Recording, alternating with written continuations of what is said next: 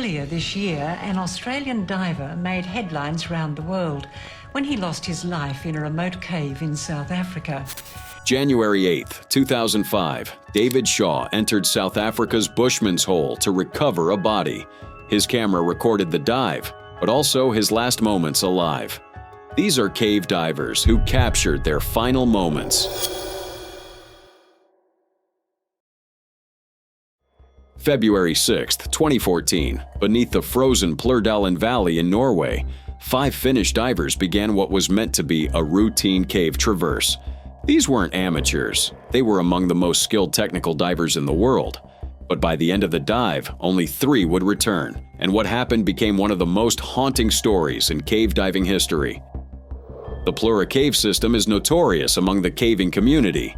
It's the deepest known sump, a water-filled cave section in the world that's been traversed by divers. The main passage connects 2 entrances nearly a kilometer apart. One entrance is a pond, the other a crack in a hillside. The journey between them is a 5-hour ordeal through icy black water, narrow restrictions, and passages plunging to depths of over 130 meters. That morning began with high spirits and careful preparation. Patrick Grönqvist and his friend Jari Huotarinen were the first pair to enter the water after breaking through the thick ice covering the Plura pond. They wore dry suits, had multiple gas cylinders on them, and carried underwater scooters to speed their progress. They planned to make the demanding traverse to the Steinugelflaget cave on the far side. Cave diving at these depths leaves no room for error. Divers rely on rebreathers, machines that recycle oxygen and remove carbon dioxide. But even a small mistake, like breathing too fast, can trigger deadly hypercapnia. Adding to the danger, the water was near freezing at just 2 degrees, and the passages were tight. About an hour into the dive, Grönqvist realized something was wrong. He noticed Huotarinen was no longer behind him. Turning back, he found his friend trapped in a narrow restriction, tangled in his own equipment. Huotarinen tried to signal distress, but panic quickly took over. In those confined spaces, panic is a death sentence. Grönqvist tried desperately to help, offering an emergency gas cylinder, but as Huotarinen switched regulators, he accidentally swallowed water. Within moments, Grönqvist watched helplessly as his friend drowned right in front of him. The horror of witnessing a friend's death under nearly 110 meters of water is unimaginable, but Grönqvist knew if he stayed too long, he might run out of gas. Worse, he realized the other 3 divers would soon reach this point and find Huotarinen's body blocking the way. After 20 agonizing minutes trying to free the body, Grönqvist was forced to begin his own slow return to the surface. To avoid the bends or decompression sickness, a dangerous condition caused by surfacing too quickly, he had to stop repeatedly along the way, stretching the ascent into more than 6 hours. Meanwhile, the second group of divers was approaching. Vesa Rantanen was in the lead, followed by Harri Uusimäki and Kai Kankinen. Rantanen was the first to reach the narrow passage where Huotarinen's body now blocked the way. He had to make a split-second decision: try to squeeze past the body, or turn around and face the dangerous, longer route back. He chose to push forward, spending a grueling 15 minutes carefully moving past his fallen friend. Behind him, Uusimäki panicked upon seeing the body and began breathing too quickly. Kankinen tried to help, but Uusimäki quickly succumbed to the same fate as Huotarinen. Kankinen knew he had to leave his friend behind and began the marathon journey back through the original entrance, a trip that would take over 11 hours and nearly cost him his own life as his gas ran dangerously low. When the 3 survivors finally reached the surface, all suffering from decompression sickness, the nightmare was far from over. The Norwegian authorities banned further diving in the caves, declaring it too dangerous to retrieve the bodies. Even a team of veteran British cave divers attempted a recovery, but had to turn back. But the Finnish divers couldn't accept leaving their friends behind. They meticulously planned a secret recovery mission, knowing the risks may be deadly. 6 weeks after the accident, a team of 27, including support divers and surface crew, quietly assembled in the Plura Valley. This was no ordinary recovery. For days, the team hauled more than a ton of equipment, piece by piece, into the remote Steinugelflaget cave. They staged 50 gas cylinders along the route and installed an underwater habitat for emergency decompression. Every detail was rehearsed, every contingency planned. They knew handling the bodies of friends at 120 meters depth in such confined spaces could trigger panic. They also mentally prepared, processing their emotions long before entering the water. March 24, 2014, Grönqvist and fellow diver Sami Pakarinen made the descent. With clockwork precision, they freed Hotarinen's body and maneuvered it through the narrow passage. Grönqvist towed the body to the surface at Steinugelflaget, where Rantanen waited. The next day, with an additional diver, they retrieved Usimaki's body, narrowly escaping disaster when a section of cave roof collapsed on Pakarinen.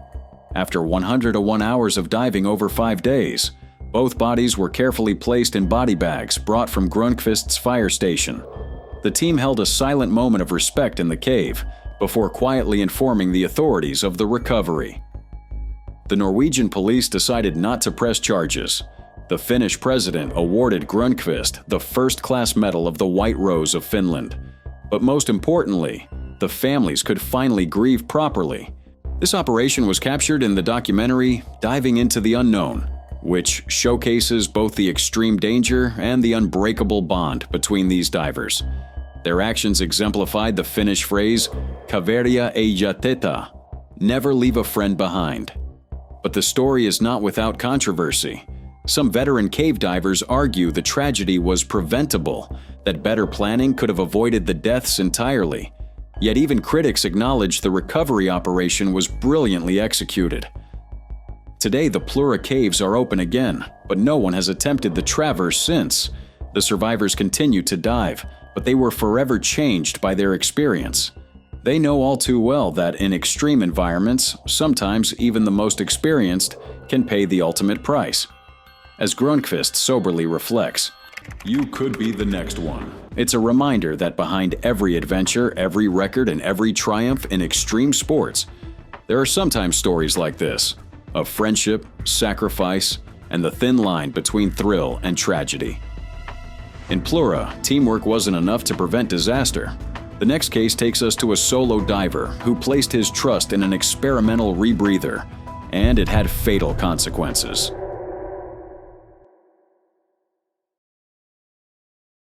January 4th, 2020. Beneath the rolling hills of Cumbria, England, Simon Halliday prepared for yet another dive in the labyrinthine passages of Lancaster Hole, one of Britain's most complex cave systems. He was known for pushing boundaries, but today would test even his considerable experience. Simon, just 49 years old, was no amateur. He had been cave diving for years before stepping away from the sport for a time. On a holiday in Egypt, he decided to return to it after a 2-year break. It was during this trip that he received his dive qualification, which opened up a whole new world of possibilities for him.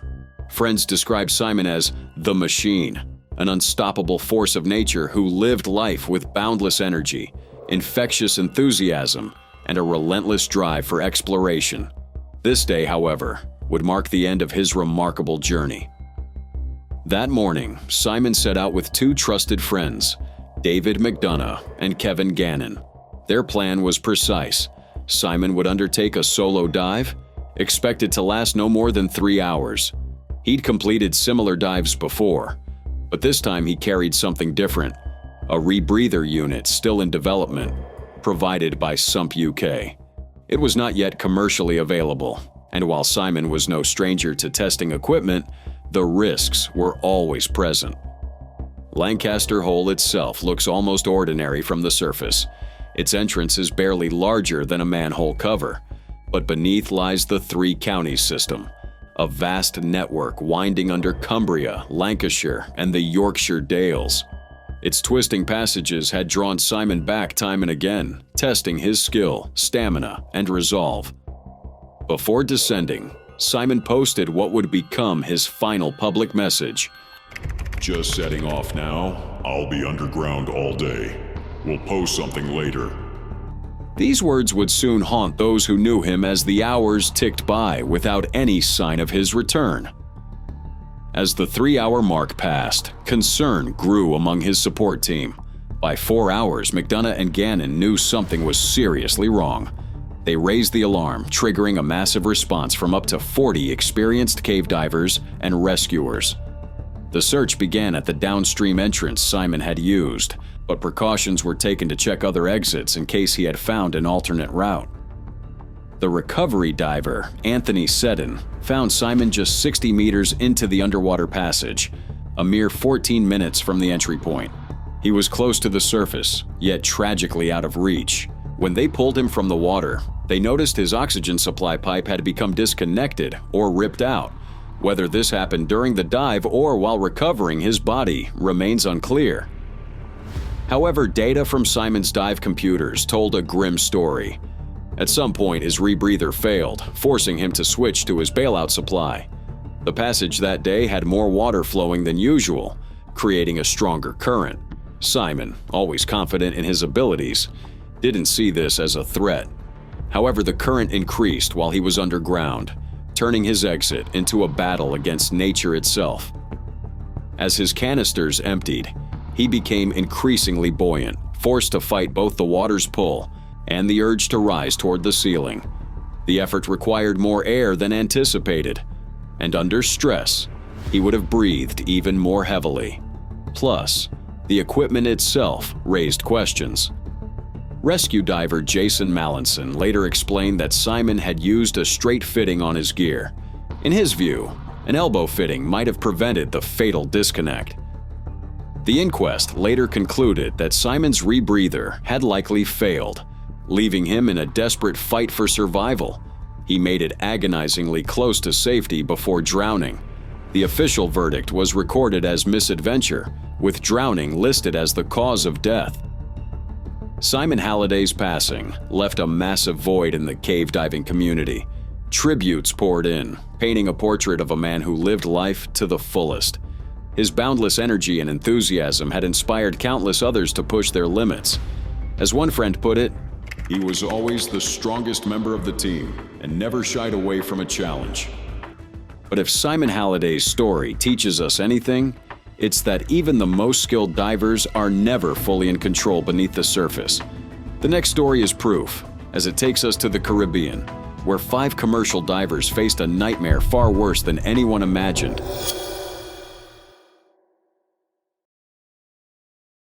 February 25, 2022, 5 commercial divers from Land and Marine Construction Services began routine maintenance on a pariah fuel trading company pipeline in Pointe-à-Pierre, Trinidad.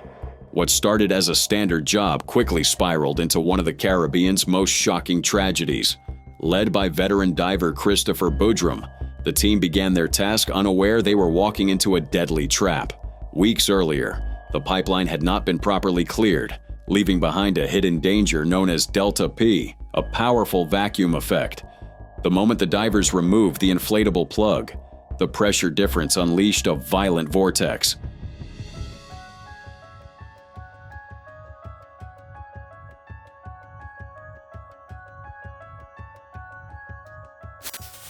Without warning, the force sucked all 5 divers into the pipeline. In the chaos, Boudrum managed to resist the initial pull, but one by one his colleagues vanished into the darkness. What happened next would test human survival instincts to their limits.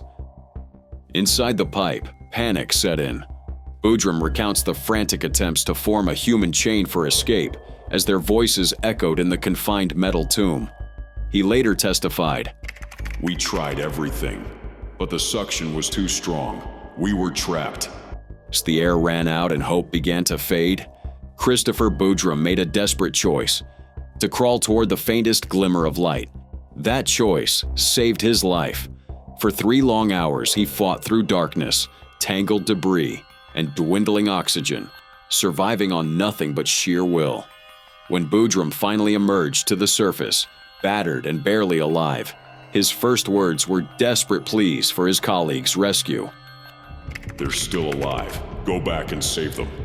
But what happened next would spark outrage across Trinidad and Tobago, and then the entire world.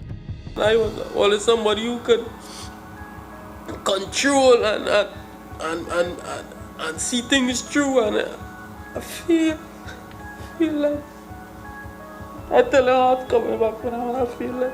Despite Boudram's insistence that the other divers were alive, Pariah officials refused to authorize a rescue. They claimed there was no legal responsibility to attempt retrieval.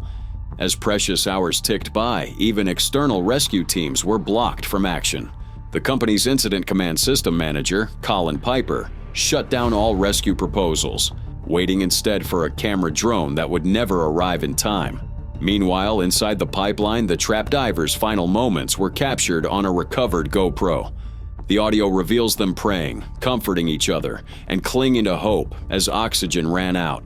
Their voices fade from hopeful to desperate to eerily calm acceptance.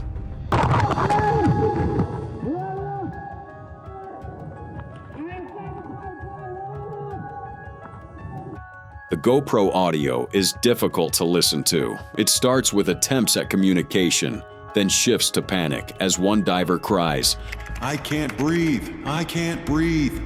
Another shouts, Yusuf, what's happening? Their final words are a haunting testament to the preventable nature of this tragedy. Despite these harrowing recordings, Pariah officials maintained their position. 5 days later, the divers' bodies were recovered. Kazim Ali Jr., Yusuf Henry, Fizal Kurban, and Rishi Nagasar. The lone survivor, Boudram, would never return to diving, haunted by nightmares and flashbacks. Later on, the Commission of Inquiry's 380-page report was damning. It found gross and consequently criminal negligence by both Pariah and LMCS, recommending corporate manslaughter charges. In 2024, charges were finally filed against company managers. But for many, justice delayed felt like justice denied. This was more than an industrial accident. It was a disaster born of preventable mistakes, ignored warnings, and corporate indifference. The Pariah diving tragedy stands as a stark warning about the human cost of negligence and the importance of putting safety above profit.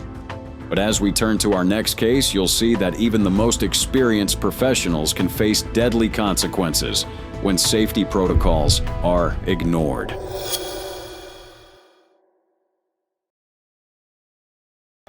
February 9, 2019, the jungle of the Dominican Republic surrounds the El Dudu lagoon, but beneath its calm waters lay a deadly secret. And for two Italian divers, overconfidence turned this paradise into their place of demise. Sai? El Dudu Lagoon, about 100 miles from Santo Domingo, is a hotspot for thrill seekers. Tourists leap from the cliffs, zip lines stretch overhead, and its clear blue waters invite exploration. But beneath that inviting surface lies a maze of underwater caves, so dangerous they've claimed the lives of even experienced divers. On that fateful February day, 57-year-old Carlos Barbieri and 44-year-old Carlos Basso, both experienced divers from Italy, prepared for their descent. Despite a reputation for tackling challenging dives worldwide, neither man was properly certified for cave diving. Just weeks before, Basso had reportedly dismissed safety concerns, claiming, "There was nothing you could teach me that I don't already know." They plan to navigate the complex cave system beneath the lagoon, which includes narrow passages, air pockets, and a secondary exit, known as Cueva de Lily. Divers who complete the full circuit encounter bats, tarantulas, scorpions, and snakes. But for Basso and Barbieri, nature would prove to be the least of their concerns. Hours passed, and the men failed to return. Concern quickly turned to alarm. Philip Lehman of the Dominican Republic's Speleological Society and his colleague Angel Compress launched a search. The first sign came in the clouds of silt stirred up through the cave system. For divers, silt usually means danger, but this time, it also served as a breadcrumb trail for rescuers to follow. Following the trail of silt, rescuers soon found a broken guideline, a chilling sign of serious trouble. But the stirred-up sediment had clouded the water so badly that visibility dropped to almost nothing, forcing them to halt the search. Days slipped by with no progress, until finally they found Carlos Barbieri's body wedged in a narrow passage. He was stuck so tightly that recovery was at first impossible. That section of the cave is considered safe only with specialized side-mount equipment, gear Barbieri hadn't brought with him. With local efforts stalled, renowned rescue divers Ed Sorensen and Mike Young were called in. After negotiating with local authorities, who were wary due to the dangerous conditions, they were given just 8 days to recover both bodies. Sorensen described using special harnesses designed for bodies submerged for extended periods. While searching, he literally bumped into Barbieri's remains. Using milk crates filled with weights, they managed to free the trapped body after hours of grueling effort. But the search wasn't over. The next day, Sorensen and Young pressed deeper into the cave's farthest reaches. In a remote crevice, they found Carlos Basso. With extreme care, Sorensen managed to recover the second body after another 4-hour operation. To this day, the exact sequence of events remains unclear. The prevailing theory is that as their air ran low, one diver became entangled and broke the guideline, leaving both men disoriented. Another possibility is that they mistakenly followed a secondary line placed by other divers. What is certain is that neither man should have attempted such a dangerous dive without proper training and equipment. Despite years of experience, Barbieri and Basso ignored basic safety protocols. Their overconfidence not only cost them their lives, but also endangered the rescuers, who had to recover their bodies. The cave system itself warns visitors. There is nothing in this cave worth dying for. The tragedy at El Dudu Lagoon is a stark reminder that even the most skilled adventurers aren't immune to the dangers of overconfidence and ignoring safety. But in our next case, we meet a diver who did everything right, and still, nature proved deadlier than preparation. April 6, 1994, at Zacatán in Mexico, the world's deepest freshwater sinkhole, two legendary divers stood on the edge of history. Sheck Exley, known as the Cave Tiger, gave his gear one final check, eyes locked on the endless black beneath him. Beside him, Jim Bowden was getting ready as well. Together, they were about to attempt what no diver had ever survived before, a descent beyond 1,000 feet into the unknown. Sheck Exley wasn't just any diver. Born in 1949, he became a pioneer in technical cave diving, developing safety procedures that have saved countless lives. By age 23, he'd logged over 1,000 cave dives. By the end of his career, that number soared past 4,000. Exley revolutionized diving safety with innovations like the Octopus, a redundant second-stage regulator that became standard for modern divers. His books, including Basic Cave Diving: A Blueprint for Survival, remain Bibles for the underwater community. But Exley's passion was pushing boundaries. He set depth records that few have matched, surviving descents below 800 feet when most would succumb to nitrogen narcosis. His resistance to the rapture of the deep was legendary, yet even he knew Zacatán would be his greatest challenge. That morning in Mexico, Exley and Bowden wished each other luck and began their descent. They'd both previously explored the sinkhole, with Exley reaching 721 feet and Bowden 504. But today their goal was the bottom, over 1,000 feet down. At 800 feet, Bowden saw Exley's light in the distance. It was the last time anyone would see him alive. Bowden, realizing his gas supply was lower than expected, stopped at 925 feet and began his ascent. He saw Exley's guideline, but no sign of the man himself. Support divers rushed to assist Bowden's decompression. They searched for any sign of Exley, bubbles, movement, but found nothing. When Exley's equipment was finally hauled up, they discovered his body attached to the descent line. In his final moments, Exley knew exactly what was going to happen and had secured himself so his body could be recovered without endangering others. His dive computer read 906 feet, a new record, but one that cost him his life. Taasi, the exact cause of Exley's death, remains a mystery. High-pressure nervous syndrome is suspected, a condition that can strike divers below 500 feet. But what matters most is how he faced that final moment, not with panic, but with careful consideration for others. By tying himself to the line, Exley ensured no one else would have to risk their life to bring him home. Exley's legacy lives on in every diver who follows his safety protocols, in every rescue made possible by his innovations. The Sheck Exley Award now honors those who achieve 1,000 safe cave dives, a testament to his commitment to safety and exploration. Exley's final dive pushed the limits of human endurance. But our next story takes us even deeper, into the darkness where one man risked everything, not for a record, but to bring another diver's body home. Is going to move over to the entrance of the cave.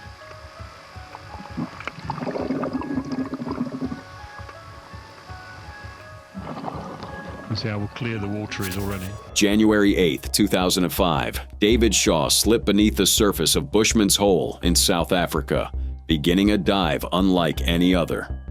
At 270 meters deep, the world's third deepest freshwater cave awaited him. But Shaw wasn't just exploring. He was on a mission to recover the body of a fellow diver, Deon Dreyer, who was lost a decade earlier. David Shaw wasn't a stranger to pushing limits. An Australian airline pilot turned technical diver, he had shattered records with his rebreather dives and was driven by an unyielding passion for the depths. I saw the body over on to my left. I thought, oh, that's the end of going deep. The discovery of Deon's body during an earlier dive had ignited a personal quest to bring closure to Deon's grieving family by retrieving his remains. His close friend and dive partner Don Shirley had meticulously planned the recovery expedition. Every detail was accounted for: backup gas cylinders, medical support, decompression schedules. But even the best plans can't tame the force of nature. Shaw descended quickly into the darkness, his rebreather recycling each breath and keeping the gas warm against the freezing water. At the bottom, he finally saw what he had come for: Deon Dreyer's body, still preserved after all those years, lying in the silent depths. But what happened next was a deadly twist. The body, long thought to be anchored in the silt, suddenly became buoyant, transformed by natural processes into something soap-like that floated freely. And so, instead of the still stable figure Shaw had prepared for, Deon's body shifted and rolled with disturbing ease. Now, things are not to plan because the body is loose. It's not in the, it's no longer stuck in the mud. Everything is loose. The body's moving around with its cylinders. Shaw's focus sharpened. He worked tirelessly to slip a specially designed body bag over Deon's legs. But the unexpected movement made every motion a struggle. His dive light, connected by a wire, became a hazard, snagging on the tangled cave line and the body itself. Minutes became a desperate race against time and entanglement. Shaw's breathing quickened as he fought the resistance of the floating, rolling body and the trap lines. Entangled in lines and equipment, Shaw struggled as the world around him closed in. Each breath became harder, his mind dulled by the effects of the extreme depth. All he could think about was one thing: freeing himself and finishing the recovery. You're right, something seems to be stopping him now, and he's caught in the line. His friend Don Shirley, watching from a shallower depth, realized something was horribly wrong. The light that should have been rising was still, and the silence was ominous. And then, at nearly 900 feet down, Shaw's body gave in to the crushing pressures and the fatal complications of the dive. And he basically succumbed to all the pressures that you've got at that sort of time. And his breathing slowly faded and Dave passed away. The aftermath was devastating. Don Shirley tried to recover his friend, but as he approached, his own hammerhead controller failed. He realized that joining Shaw would mean joining him for eternity.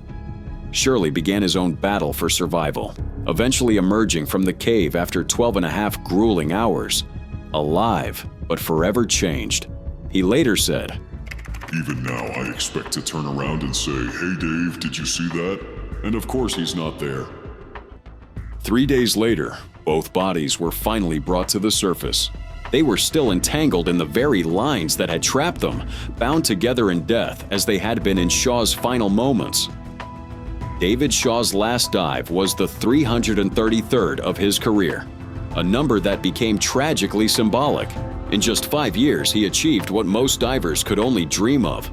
But it was his final act of courage, trying to give a grieving family closure, that defined his legacy.